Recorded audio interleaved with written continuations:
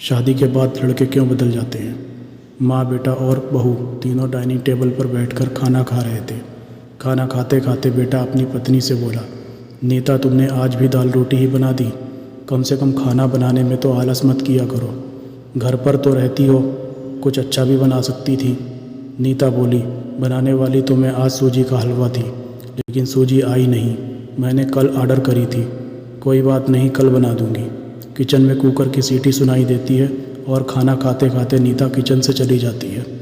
Kitchen से वापस आकर डाइनिंग टेबल पर बैठते हुए नीता कहती है कि आलू पकाने के लिए रखे थे, शाम को आलू की टिकियाँ बनाएंगे। उसकी सासू माँ भी ये सुनकर खुश होती है। नितिन बीच में बोल पड़ता है, ये अच्छा है, दोनों बहुत मज़े करते हो, अपने पसंद की चीज़ें जो बनाकर खाते हो। तभी डोरबेल बजती है। सुनीता फिर से खाने के टेबल से उठकर दरवाज़ा खोलने चली जाती है। दरवाजे पर डिलीवरी बॉय सूजी लेकर आया होता है। पार्सल लेकर अनीता फिर से डाइनिंग टेबल पर बैठकर खाना खाने बैठती है। तब माँ बेटे से कहती है कि तू दरवाज़ा खोल देता, बेचारी को खाना खाते समय भी सुकून नहीं है। बेटा कहता है, सॉरी माँ, मैं नहीं उठ सकता था, मुझे ऑफिस जाने के लिए देर हो रही है। नितिन खाना खाकर ऑफिस की तैयारी करने के लिए अपने रूम में चला जाता है। कुछ ही सेकंडों बाद वो सुनीता को आवाज़ लगाता है, नीता, मेरी घड़ी कहाँ है? मिल नहीं रही। नीता खाना खाते खाते ही उसे बताती है कि अलमारी के ड्रॉअर में देखो। नितिन कहता है, नहीं मिल रही है। नीता फिर एक बार खाने के टेबल से उठकर उसकी तरफ जाने वाली ही होती है कि सासू माँ उसे रोक देती है और पहले खाना खाने के लिए कहती है। सासू माँ कहती है, बच्चा नहीं है, ढूंढ लेगा। वे थोड़ी देर बाद रूम से नितिन की आवाज़ आती है, मिल गई। डाइनिंग टेबल पर दोनों सास बहू एक दूसरे की तरफ देखकर मुस्कुराते हैं। अगले दिन सुबह सुबह नितिन अपने बेडरूम में कोई फाइल ढूंढ रहा होता है और उस फाइल को ढूंढने के चक्कर में उसने पूरा कमरा तहस नहस कर दिया होता है। नितिन बड़बड़ा रहा होता है, इस घर में कभी कोई चीज़ अपने ठिकाने पर मिलती ही नहीं है। इन औरतों को भी कोई काम नहीं है, इसलिए हर चीज़ इधर उधर करते रहते हैं। नीता अपने कमरे में आकर कमरे का बुरा हाल देखती है तो नितिन से पूछती है कि क्या कर रहे हो। नितिन कहता है, वह फाइल कहाँ है जो मैंने तुम्हें परसों दी थी। नीता तुरंत वह फाइल निकालकर नितिन के हाथों में थमा देती है और उससे कहती है कि एक बार मुझसे पूछ लिया होता, पूरा कमरा फैला के रख दिया है। नितिन उल्टा नीता को ही डांट देता है और कहता है, ठीक है, अगर पूरा कमरा फैला दिया है तो तुम्हें और काम भी क्या है, यही काम पूरा दिन करते बैठो। कभी कभी लगता है मुझे हाउसवाइफ से शादी करनी ही नहीं चाहिए थी। इतना बोलकर नितिन ऑफिस के लिए निकल जाता है। पति पत्नी की यह बात माँ भी सुन रही होती है, जिसका नितिन को पता नहीं होता। अब माँ और नीता नितिन को सबक सिखाने के लिए प्लान बनाते हैं। अगले दिन सुबह सुबह जब नितिन नींद से जागता है तो नीता को चाय के लिए चिल्लाकर कह रहा होता है। पास ही में सोफे पर बैठी माँ उससे कहती है, नीता नहीं है, वे अपने माँ के घर गई है, कोई ज़रूरी काम था। नितिन फ़ोन निकालकर नीता को कॉल करने लगता है। तब माँ उसे रोकते हुए कहती है, फ़ोन मत कर, माँ के घर ही तो गई है, आ जाएगी 2-3 दिन में। नितिन फ़ोन रख देता है और माँ से कह रहा होता है कि माँ चाय।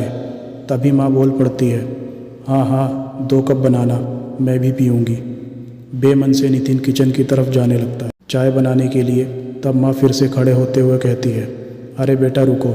नितिन को लगता है कि उसे माँ रोककर चाय बनाने के लिए चली जाएगी, लेकिन माँ कहती है, मेरी चाय में थोड़ी चीनी कम डालना। नितिन चाय बना कर लाता है। माँ और बेटा दोनों चाय पी रहे होते हैं। तब माँ बोलती है, अच्छी बनाई है, लेकिन नीता जो चाय बनाती है उसमें तुलसी की कुछ पत्तियाँ डाल देती है, उसका स्वाद ही अलग आता है। बेटा कोई बात नहीं, अगली बार जब तू चाय बनाएगा तो ध्यान रखना। नितिन माँ की तरफ देखता ही रह जाता है। थोड़ी देर बाद नितिन माँ से कहता है, माँ आज खाने में मटर पनीर। माँ फिर से नितिन की बात काटते हुए कहती है, अरे वाह, आज मेरा बेटा मुझे मटर पनीर बनाकर खिलाएगा। अच्छा है, अच्छा है, काफ़ी दिनों से मटर पनीर खाने की इच्छा हो रही थी। नितिन कहता है, अरे माँ, मैं तुम्हें मटर पनीर बनाने के लिए कह रहा था। माँ कहती है, नहीं बेटा, मेरे घुटनों में बहुत दर्द रहता है, मैं इतने घंटों तक किचन में नहीं खड़ी रह सकती। नितिन अपना फ़ोन निकालकर रेस्टोरेंट से ऑर्डर करने लगता है।